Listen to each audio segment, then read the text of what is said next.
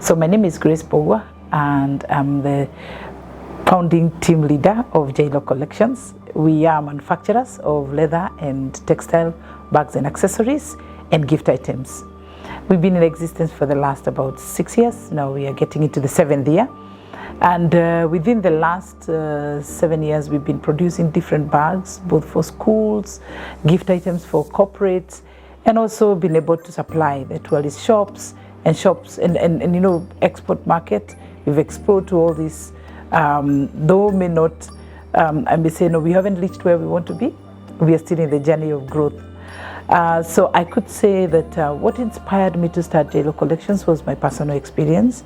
I was working with a non-government organization, which was also a team leader there. And one of the challenges that we were facing was accessing good quality Kenyan-made, handmade products for our events. At that point, I think we didn't have as many today we have of producers of different gift items. So at that point, I would struggle a lot to get what we wanted, and most of the times if we wanted, it was coming from China. That meant we didn't have what is made in Kenya, which was my desire.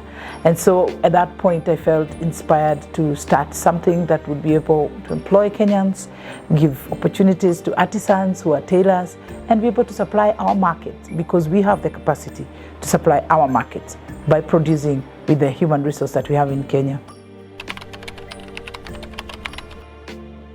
There are so many challenges when it comes to SMEs. One, the skilled labor. Sometimes you have to invest on training, especially on finesse, quality, finishing quality, and seeing the eye of seeing quality.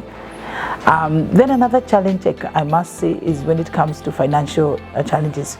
We have almost every now bank offering some form of product for women, for youth, for SMEs. But when you really go there, the fear of SMEs is still very real. They will start saying, I remember there's a bank that I went to, and I was telling them that I'm looking for a short-term facility. So whenever you need, like whenever I have a big order, sometimes you need some quick money and you need a bank that can stand with you. And then, unfortunately, despite being with them for quite some time, the questions are, oh, you don't have a lot of bulk, you don't have a lot of bulk, you have very many small transactions, we need big bulk sales. So I'm an SME. I sell one by one, and I also sell bulk. So appreciating and respecting the SME transactions is another area, and funding the SME and wherever the space they are in is very important.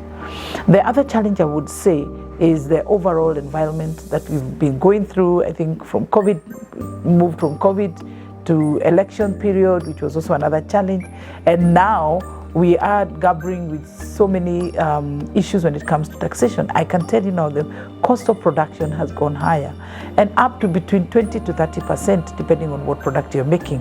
Why? Because now you have to pay extra tax from even the imports, the imported materials that you may need, because I could say the products that we make is about 80% of the materials locally produced. So some of our raw materials may be coming from outside of Kenya.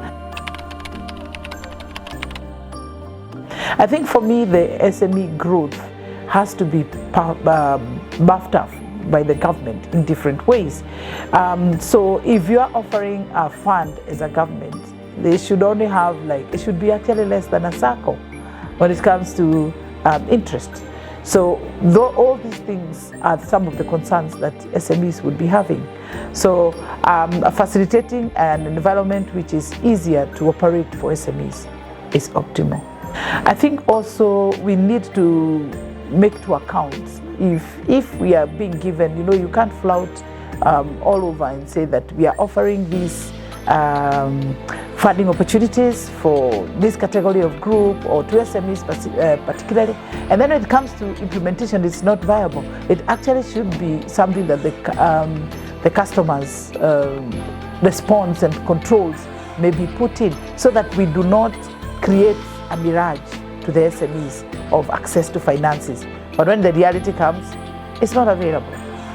The other thing I would say is investing on the marketability of our products and opportunities. If you're talking about tourism, I would say that the tourism sector should seek to source heavily on our local markets for whatever the government is going out to do in the events. Because I remember there was an opportunity where there were these carrier bags, like the computer carrier bags. And the opportunity ended up on a product that is from China, being supplied to all the MPs, CSAs, and the PSs. So meaning that some of us who are producing bags in Kenya will not access that, because you're looking, the competitiveness of a locally made product may be a little bit different, because if we source some of the materials that we use from China and a product is coming from China, it definitely be cheaper.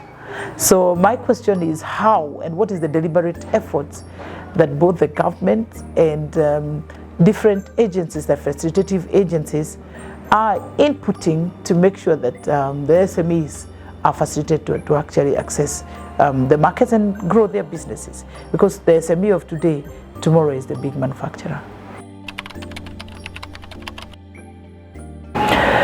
There are many things to look into right now. If I was starting the business right now, I think I would do things a little bit different. When you're in SME, this idea just drives you. You just go on and on and on, but before you know it, you start fighting, a lot of fires, because you are not very well prepared. So I would encourage, if anybody would want to get into this field we are in, one, look at the cost of production, because now it means you need to see how much does it cost me to do the product. Right now, what we were producing like 2 years ago, the prices we were giving can't happen. You've got to increase, because cost of fuel, cost of electricity, cost of materials, everything has gone higher. Getting into the export market has been something that we are very interested in, and we've attempted to maybe try to export to the EAC region. There are still quite a number of barriers. There's the controls at the border. Some of them are overdone. So it takes so long for your products to actually go to just your neighboring country. It is faster to bring something from Europe sometimes, or from China, than transporting them within the region. Because the idea is we want to be able to have people moving and our goods moving more easily. That will remove us going to necessarily for imports, but source from our region. And that should be cheaper, not higher, which is what is happening right now. Because the border costs, I have to pay the customs, the different customs. However, there are certain that have laws and policies that have already been put in place, but the education surrounding them is still not yet done. I'll tell you that when you're taking imports, I would say exporting to, say, Uganda, if you show that your product breakdown has more of 80% materials sourced in Kenya, your product immediately is waived and it goes through.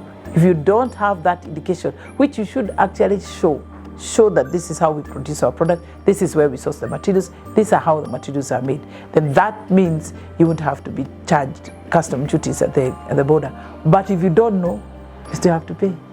So either way, it's either the education be done and better education also at the border to encourage people to continue sharing, the SMEs to share what their products are made of and how they are made, so that the rules of origin are implemented. Many people need to know you exist and what the opportunities you're offering for SMEs. There is definitely a space for this, because since COVID, there is a lot of flooded e-commerce pages and platforms that are not really achieving what you would want to go. So you go excited, put up your products there, but then the marketing, the buyers, and everything is not aligned as it should be, because you need the right market for your right product and the right price for you to sell. So all those steps are some of the things that you don't necessarily get as you desire for most of the platforms. So we're looking forward for the SME center and the platform that you have to link our businesses to opportunities. And I think if well communicated and well done, it's definitely filling a gap that has been in existence.